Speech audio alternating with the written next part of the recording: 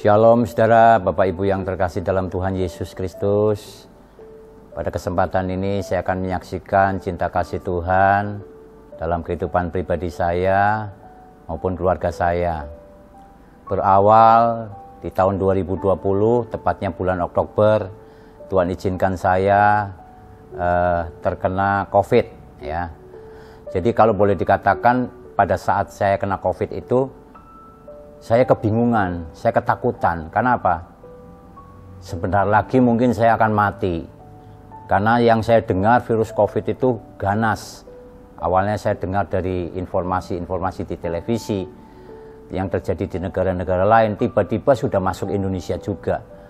Tapi di situ malah saya ditelepon oleh puskesmas bahwa ketika di swab saya terkena COVID.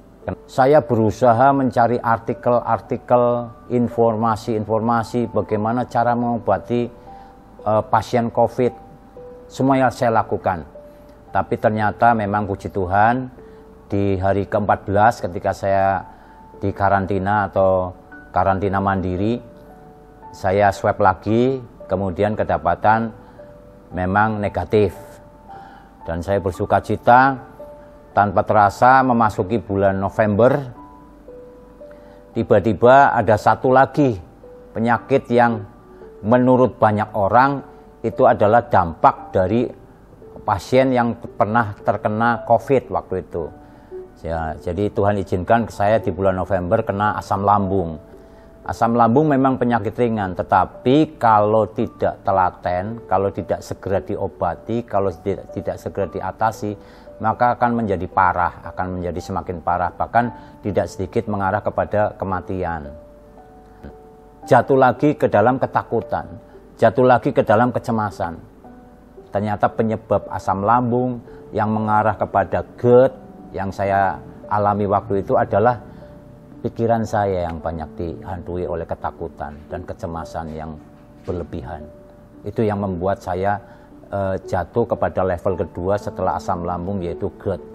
Nah, disitulah saya benar-benar merasakan bahwa apa yang saya lakukan sepanjang 3 bulan itu adalah hal yang keliru.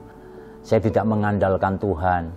Singkat cerita, channel yang saya ikuti adalah channel Ibadah Healing Movement. Saya ikuti terus setiap minggu, setiap hari Rabu, saya ikuti terus. Disitulah saya menemukan, benar-benar saya hancur hati di hadapan Tuhan.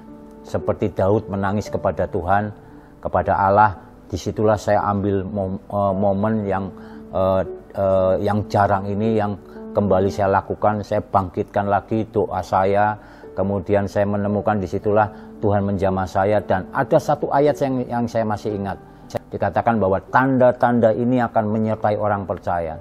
Engkau akan menumpangkan tangan atas orang sakit dan orang sakit itu akan sembuh. Engkau menumpangkan tangan atas orang yang kerasukan, maka setan itu akan pergi dari orang itu. Saya praktekkan. Setiap malam saya praktekkan. Sebelum tidur saya praktekkan. Saya menemukan bahwa kembali saya dibawa ke kasih mula-mula. Disitulah saya menemukan kasih mula-mula yang luar biasa. Itulah yang membuat saya mengalami kebangkitan dari keterpurukan saya selama ini. Nah, itulah yang bisa saya saksikan berkenaan dengan apa menjadi pengalaman saya, yang menjadi satu hal, menjadi pesan saya kepada saudara-saudara semua jemaat Tuhan di tempat ini, tidak menjadi jaminan kalau kita melayani Tuhan. Kita tidak pernah kehilangan hadirat Tuhan. Buktinya saya pernah meninggalkan hadirat Tuhan selama 3 bulan. Dan di situ dikatakan, jika engkau di luar aku, maka engkau tidak akan bisa berbuat apa-apa.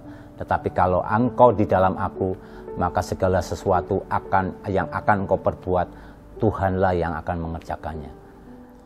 Kiranya kesaksian saya menjadi berkat bagi Bapak Ibu saudara semuanya. Tuhan Yesus memberkati.